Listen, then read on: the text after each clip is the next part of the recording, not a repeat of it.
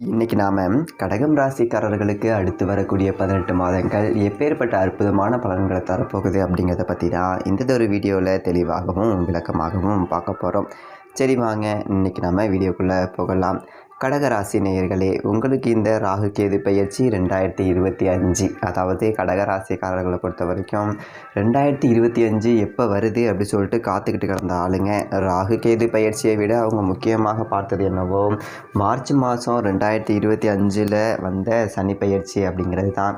ஏன் அப்படின்னா அஷ்டம சனி அப்படிங்கிறதுல படாத பாடுபட்டுட்டாங்க. வெளியில் சொல்லவே முடியாது, கதவை சாத்திக்கிட்டு சத்தம் கேட்காம அழுதுக்க வேண்டியதான். அந்த மாதிரியான ஒரு நிலை அப்படிங்கிறதுல தான் இருந்தது. என்ன காரணம் அப்படின்னு பார்த்தீங்க அப்படின்னா, எதிராளிகள் வந்துட்டு சமாளிச்சிடலாம், எப்பேற்பட்ட ஒரு விரோதியாக இருந்தாலும் சமாளிச்சிடலாம், எப்பேற்பட்ட ஒரு பிரச்சனை வந்தாலும் சமாளிச்சிடலாம்.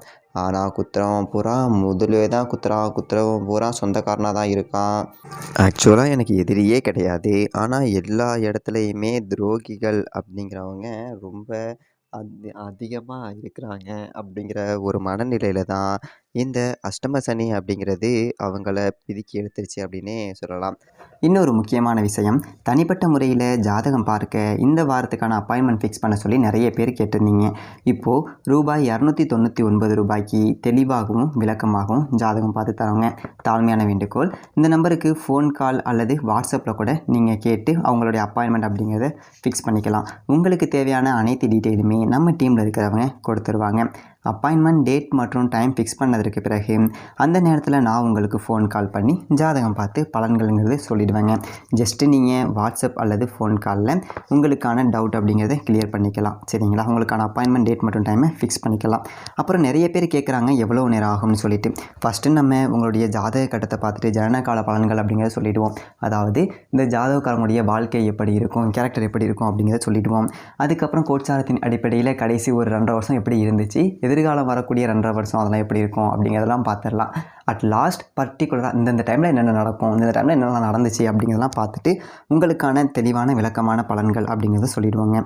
இதை தாண்டி உங்களுக்கு ஏதாவது சந்தேகம் இருந்துச்சு அப்படின்னா கூட நீங்கள் கேட்டுக்கலாம். ஒவ்வொரு ஜாதகத்துக்குமே 30 நிமிஷம் வரைக்கும் நம்ம எடுத்துப்போம். தெளிவாகவும் விளக்கமாகவும் பொறுமையாகவும் உங்களுக்கு நாங்கள் சொல்லிடுவோங்க.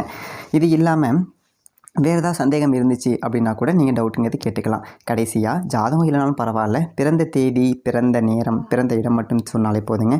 நாங்கள் உங்களுக்கு ஜாதகம் பார்த்த பலன்கள் அப்படிங்கிறது சொல்லிவிடுவாங்க. நீங்கள் வாட்ஸ்அப்பில் ஜஸ்ட் ஒரு மெசேஜ் மட்டும் பண்ணாலே போதும், இல்லை ஃபோன் கால் பண்ணி உங்களுடைய அப்பாயின்மெண்ட் ஃபிக்ஸ் பண்ணால் மட்டுமே போதுங்க. சரி வாங்க, நம்ம வீடியோக்குள்ளே போகலாம். அதாவது அஷ்டமத்தில் ராகு எவனுக்கு இருக்கோ அவனை தேடி தேடி வேலைக்கு வச்சுக்கோ அப்படி சொல்லுவோம். ஏன்னா 8 மடங்கு சம்பளம் கொடுத்தாலும் பரவாயில்லை, 8ல் ராகு இருக்கிறவனை விட்டு பக்கத்தில் வச்சுக்கோ அப்படிங்கிற மாதிரி. ஏன் அப்படின்னா 8ஆம் இடத்துல ராகு இருக்காரு அப்படிங்கிறது எதிர்பாராத ஒரு வருமானம் அப்படிங்கிறத கொடுக்கும். நீங்கள் நினச்சி பார்க்க முடியாத ஒரு தொகை அப்படிங்கிறது உங்களால் ஈட்ட முடியும். ஆனால் ஒரே ஒரு குறை என்ன அப்படின்னா, உங்களை விட உங்கள் பக்கத்தில் இருக்கிறவனுக்கு தான் அது அதிகமாக பயன்படும். அப்போது இந்த 8ஆம் இடத்துல இருக்கக்கூடிய ராகு உள்ளவனை வேலைக்கு வச்சுக்க அப்படிங்கிறது, அவன் வேலை செஞ்சால் நமக்கு சம்பாதிச்சு கொடுத்துருவான், நம்மக்கிட்டேருந்து 10 ரூபா வாங்கிப்பான் அப்படிங்கிற மாதிரி. இப்போது உங்களை சுற்றி உள்ளவங்க எல்லாத்தையுமே நீங்கள் சந்தோஷமாக வச்சுக்க போகிறீங்க.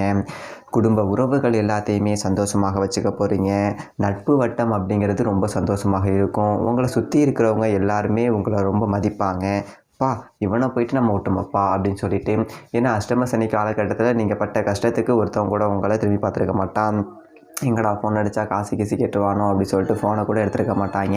நம்மளை பார்த்துட்டு பார்க்காத மாதிரி தலையாசிட்டு போயிடுவாங்க. அப்படி நம்மளை உதாசீனப்படுத்திட்டு போனவங்க கூட இப்போது நம்மளை ஏன்டா பகைச்சிக்கிட்டோம், ஏன்டா இவன் கூட நெருக்கமாக இருந்திருக்கலாமோ அப்படின்னு சொல்லிட்டு வருத்தப்படக்கூடிய ஒரு அளவுக்கு உங்களை சுற்றி இருக்கிறவங்கள நீங்கள் வாழ வச்சு ஒரு கிங் மேக்கராக இருக்க போகிறீங்க அப்படிங்கிறது தான் இந்த அஷ்டமத்து ராகு.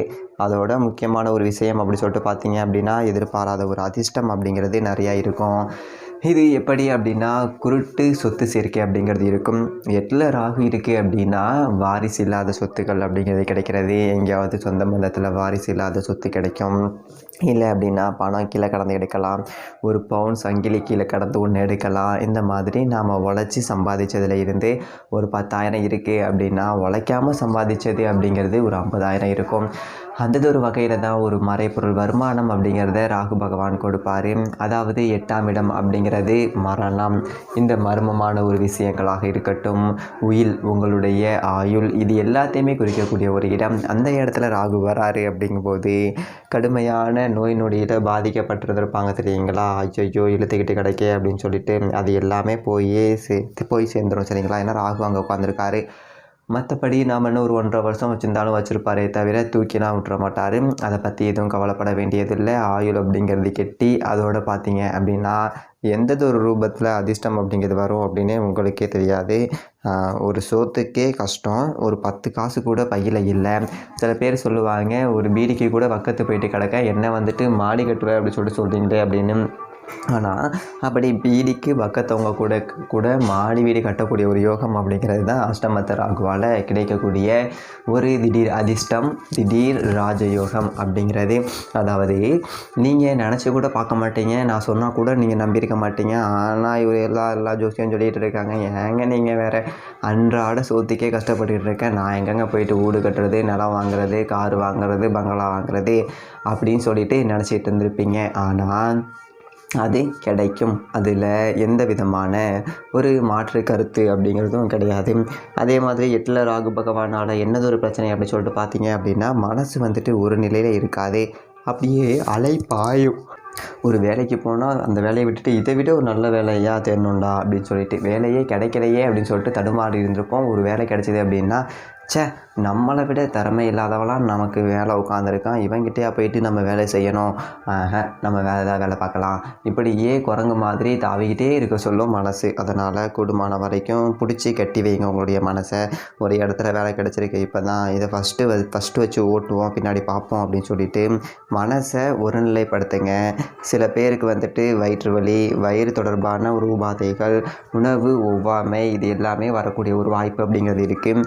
அதனால் கொஞ்சம் உணவு முறை பழக்க வழக்கத்தை மாற்றிக்கணும். தண்ணி வாங்கி குடிக்கிறவங்கள, காரம் சாரம் சாப்பிட்றவங்க, மாமிசம் சாப்பிட்றவங்களாம் கொஞ்சம் அப்படியே சாத்வீக உணவு முறைகளுக்கு மாறிக்கணும்.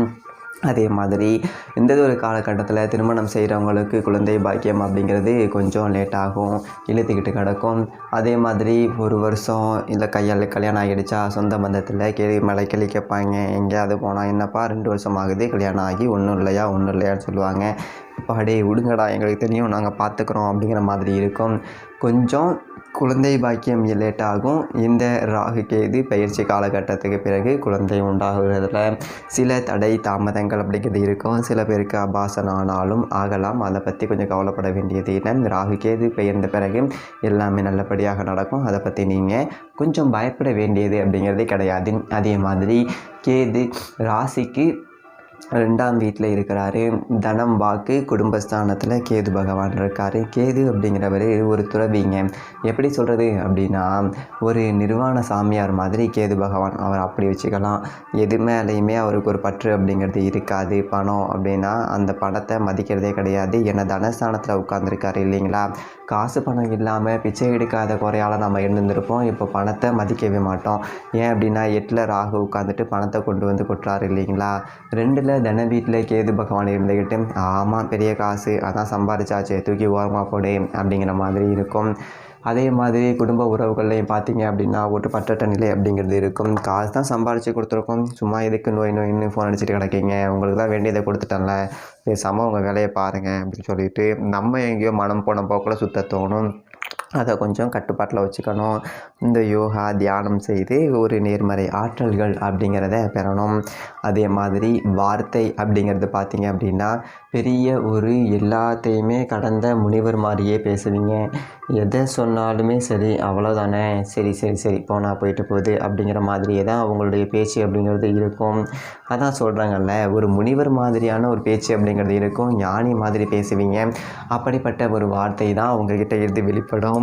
யாராவது வந்துட்டு ஒரு நல்லா இருக்கியாப்பா அப்படின்னு கேட்டால் அவங்களுக்கு 1/2 மணி நேரம் கிளாஸ் எடுக்கிறது. ஐயோ இவன்கிட்ட மாட்டோம் அப்படின்னா அவ்வளோதான்ப்பா அப்படின்னு சொல்லிட்டு நம்மள்கிட்ட பேசவே பயந்துட்டு ஓடுவாங்க. அந்தளவுக்கு பார்க்குறவங்க எல்லாமே போட்டு 1/2 மணி நேரம் பேசுகிறது, 3/4 மணி நேரம் பேசுகிறது. இது எல்லாத்தையும் கொஞ்சம் குறைச்சிக்கணும். அடுத்தவங்களுக்கு அட்வைஸ் பண்ண சொல்லும். இப்போ தான் வாழ்க்கை அப்படிங்கிறது இது வந்துட்டு அது அப்படி சொல்லிட்டு ஆரம்பிப்பீங்க. எப்பாடி ஆளை விட்டுறா அப்படின்னு சொல்லிட்டு எல்லோரும் ஓரளவுக்கு பேசுவீங்க. அதனால கொஞ்சம் வார்த்தைகளில் நிதானம் அப்படிங்கிறத கடைப்பிடிங்க.